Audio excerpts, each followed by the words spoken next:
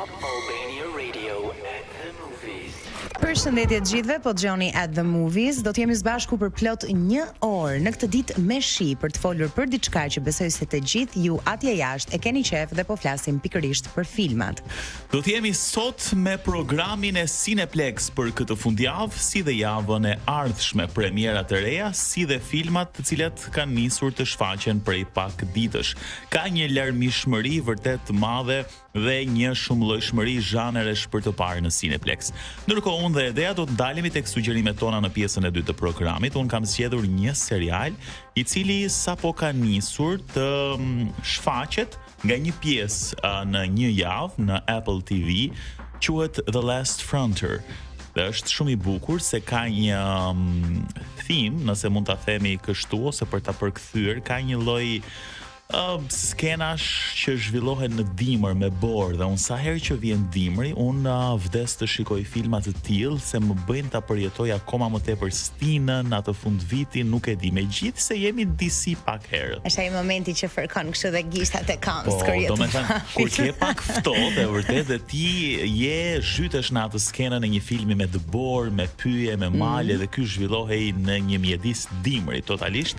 Po do të zbuloj pas. Na ka ndikuar kjo koha edhe tek përzgjedhja e filmave. Më duket sikur kam më shumë kohë në dispozicion, pa çka se nuk e kam, nuk e di pse kjo koha më shi të bind, sikur ke kohë tani për të qëndruar ose më mirë rri në shtëpi dhe shikoj një film. Unë pash Monster, për të cilin fola javën e kaluar, sezonin 3 Ed Gein, e kam glabëruar 8 seri. Sa mirë që i mban premtimet. Po, dhe kam ardhur shumë e inspiruar për të folur gjëre gjatë, i ka te kaluar pritshmëritë e mia, po për këtë do flas pak më vonë. Gjithashtu kam nisur edhe një serial tjetër në Netflix, po ky është pak më light, pak më i lehtë, pak më i ëmbël, pak më për femra. Asgjë, nuk mendoj se ka diçka atje jashtë që krahasohet ose vjen në të njëjtën kategori që kishte Ed Gein me gjithë krimet e tij monstruoze e të tjerë.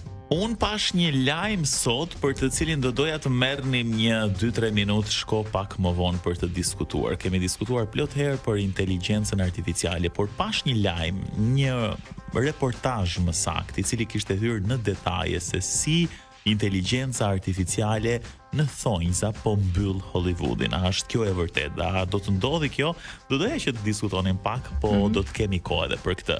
Do të jemi gjatë gjithë programit me kolonat më të mira zanore të filmave dhe shkojmë tani në një të tillë për të rikthyer pas pak për premierat e Cineplex. Një këngëtare fantastike dhe mendoj që është përzgjedhje shumë e dur për të qenë edhe pjesëmarrëse në soundtrack filmash. I shkon shumë për shtat. Edhe ndoshta kjo kënga sikur i rika pak edhe filmit që dua të prezantoj tani, vjen pas pak në Netflix, në mos gaboj Ditën e mërkurë do të mbërri dhe do të jetë aty. Është e bazuar në novelën e Colin Hoover mbi marrëdhënien problematike mes një nëne dhe vajzës së saj adoleshenca. Pa çka se është një dinamik familjare që është prekur plot herë në film, Regretting You ose Duke u penduar për ty, sjell në ekran një histori me cilën rrallë herë ne hasemi në përditshmëri. Morgan dhe bashkëshorti i saj që njohur dhe kishin mbetur shtatzën me Klarën që në gjimnaz, po ashtu dhe motra e Morgan bashkë me bashkëshortin e saj.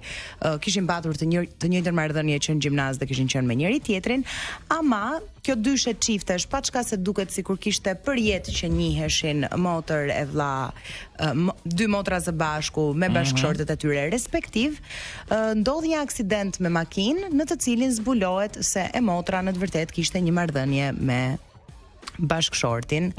Sekret i cili në fund të ditës e shkatron familjen, rrallë herë portretizohet në film ajo sfida që me cilën haset protagonistja, që është sfida për të falur, për të vajtuar, për të harruar e më pas për të vazhduar përpara. Kështu që Regretting You përveç kastit fantastik na sjell një kurb ngjarjesh që më përpara nuk e kemi hasur ndonjëherë dhe si çdo libër ose film i bazuar në librat e Colin Hoover, me do e mos do ta mbush audiencën. Po të dëgjoja dhe po mendoja që janë shtuar shumë filmat të cilët trajtojnë marrëdhëniet njerëzore.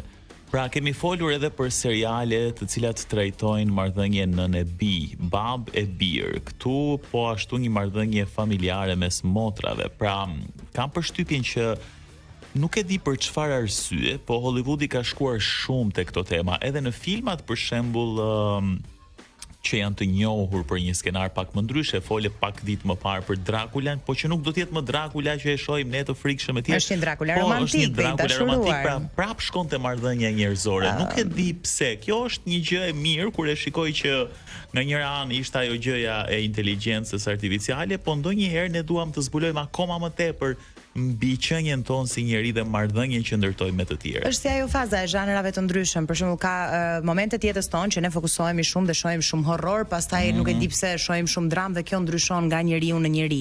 Ama një gjë është pak po e sigurt, kemi edhe ato si ta them, ndjesinë akumulative të gjithëve ne, siç po thoni me Klemin para disa episodesh për pjesën e komedisë, që pse nuk po shohim më komedi të reja që mbrin në ekran ose njerëz që janë të apasionuar pas komedisë, nuk po vrapojmë drejt kinemas për të parë të tillë zhanër.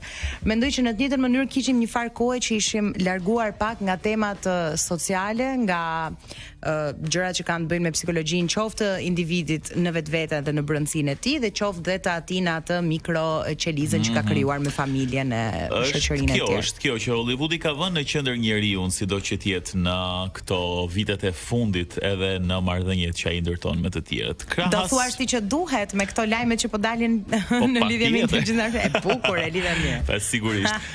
Dhe përveç Regretting You në Cineplex do të gjeni gjithashtu One Battle After Another, që është gjithashtu i cilësuar si një nga filmat më të mirë të momentit.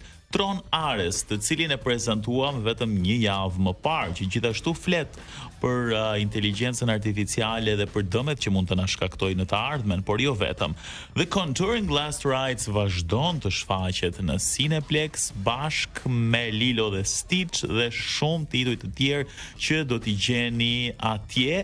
Pash që edhe nesër do t'ishte ditë me shi dhe është një zgjedhje fantastike për të shkuar në atë ambientin e ngrohtë të kinemas për të ngrënë kokoshka dhe për të parë një film të bukur. Po s'janë ato kokoshka të ngrohta dhe asalta. Absolutisht, dhe ja dikush ka hapur në kompjuterin tim dhe një wallpaper të një dritare që sheh nga një fshat i mbuluar me borë. Ore, pse po më rrethojnë të gjitha këto gjëra? Manifeston, ose ke nevojë për një 2-3 ditë në borë? Kam nevojë, se tani origjina thret deri diku dhe nuk mund ta shmangim këtë. Mirë, shkëputemi për pak dhe rikthehemi për të folur për sugjerimet tona. Janë 2 seriale shumë të mira. Edeja e ka parë për shumë pak kohë Monsters, ndërsa unë sapo kam nisur The Last Frontier.